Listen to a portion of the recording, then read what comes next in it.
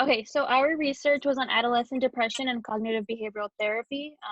So it was myself, Alma, and then we also had Christina, Jay, and Jessica. So the overview is depression, and we're going to be defining depression, adolescence, and the prevalence. We will also be talking about the relevant literature, adolescence interpersonal, relationships, suicidal ideation, gaps in literature, the current research on cognitive behavioral therapy, methodology, statistical analysis, limitations, and implications. So defining depression, major depressive disorder is a medical illness that affects how you feel, think, and behave, causing persistent feelings of sadness and loss of interest in previously enjoyed activities. Depression is a chronic illness that can cause a multitude of emotional and physical issues and requires long-term treatment.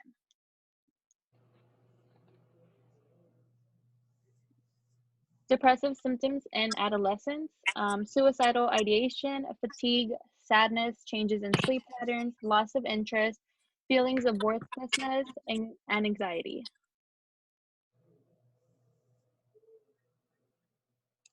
And then for the prevalence, in the past years, the severity of major depressive episode among U.S. adolescents, which we got from SAMHSA, which is without severe impairment, that was 29% of the population, and 71% had severe impairment.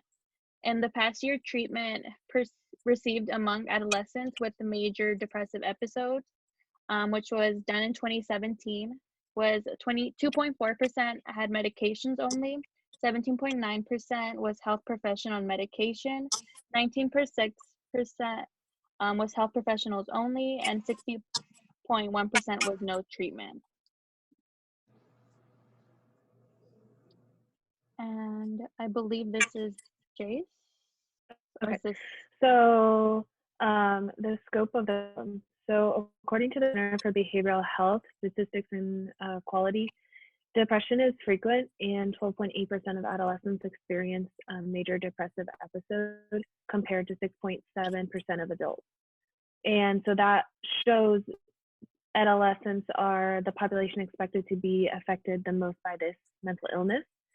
And the adolescents dealing with depression are up to 30 times more prone to dying by suicide. So the risk factors include those with added adversities.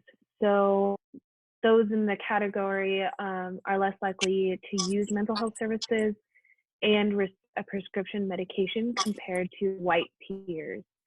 This is due to that the families face, such as having a low income or not having insurance coverage.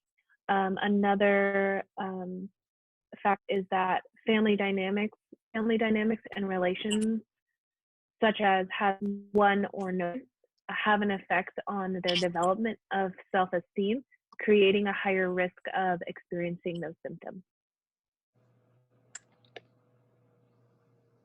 And so I believe there's 3 parts of the literature that I'm going to go over. So this part is what is known about the literature you were researching.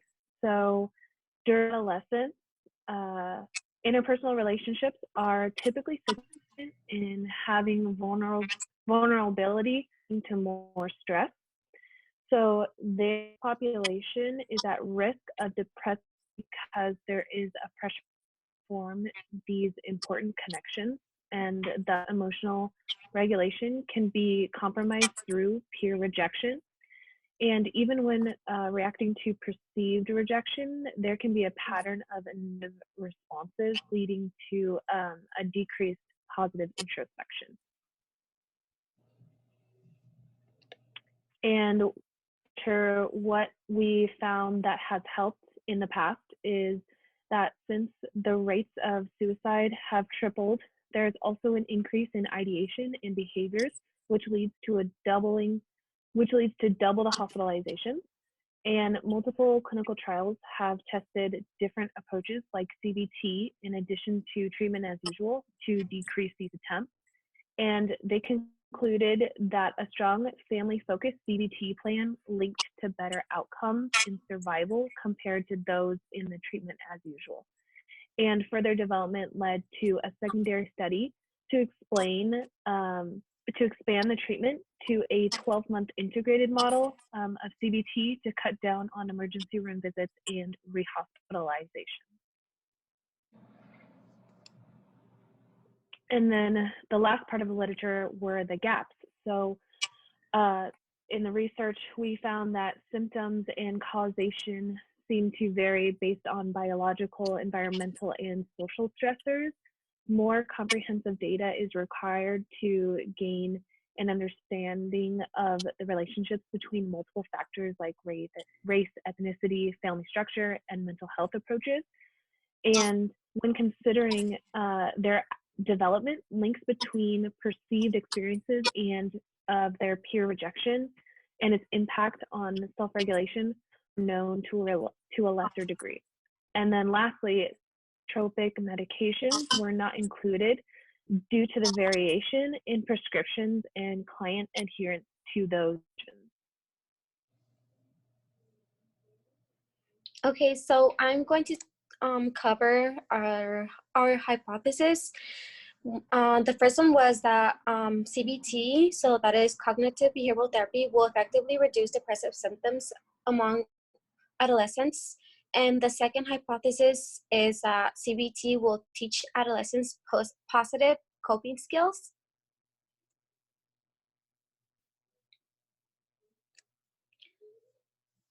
So what is CBT? So CBT is most evidence-based psychological interventions for the treatment for several psychiatric disorders such as depression, anxiety disorders, somatoform disorder, and substance use disorder. And it's becoming standard practice across multiple settings and client bases inclusive of adolescents. And it also involves efforts to change behavioral patterns. CBT's core principles include three things. One being psychological problems are based in part on faulty or unhelpful ways of thinking. Psychological problems are based in part of learned patterns of unhelpful behavior. And third, people suffering from psychological problems can learn better ways of coping with them, thereby relieving their symptoms and becoming more effective in their lives. So our sample methods included with our participants, which were adolescents diagnosed with depression and that were also hospitalized. Our sample size was 243. The inclusion criteria was English speaking. They had major depressive disorder, dysthymia, depression, or mood disorder. It also included that they had at least one of the subsequent co-occurring risk factors, and as a prior of the index admission. One of the inclusion criteria included cognitive or developmental delays, also a diagnosis of autism spectrum disorder, a primary diagnosis of a psychotic disorder, obsessive compulsive disorder, or an eating disorder. Also, that they use hard illicit substances such as opiates. We are going to do our data collection through the implementation of the BDI-2 for symptoms, CSD for frequency, and SIQ Junior for suicidal ideations. For the measures, we're going to do a demographic questionnaire that is used to gather basic information. We're going to also use the Beck Depression Inventory, which in that measures depressive symptoms and severity, and will also be used throughout the study.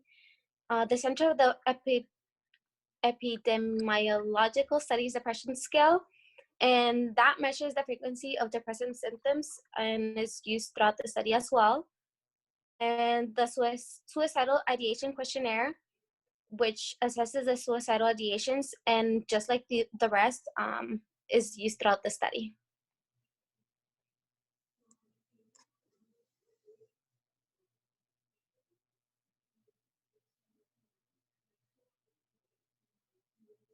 And then I think Christine is going to take over. Okay, sorry.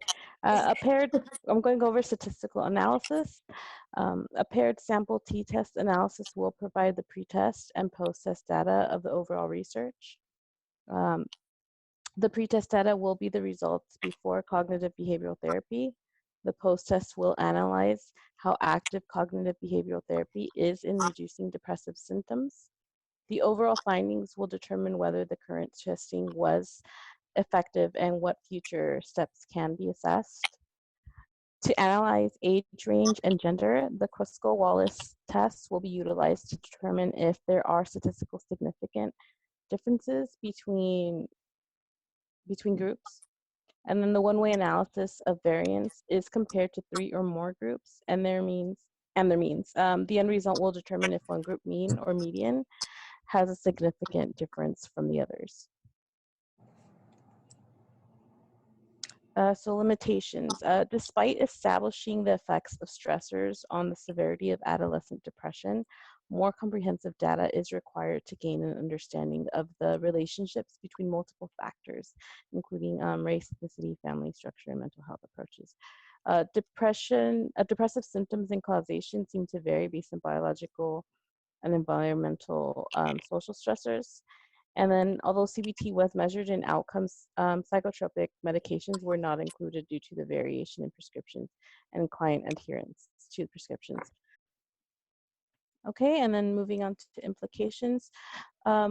We have policies that are supportive of mental or behavioral health services may continue to grow if the studies continue to show that there is a need for treatment services and that they are measurably successful in meeting client needs.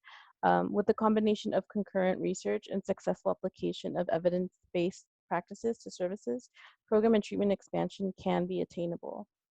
Researchers and practitioners can be held accountable for quality of services based on standards and protocols established and informed by research.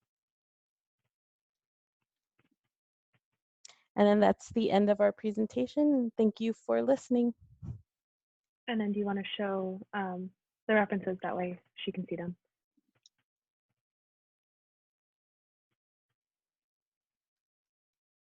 And then that'll be it, right? Mm-hmm.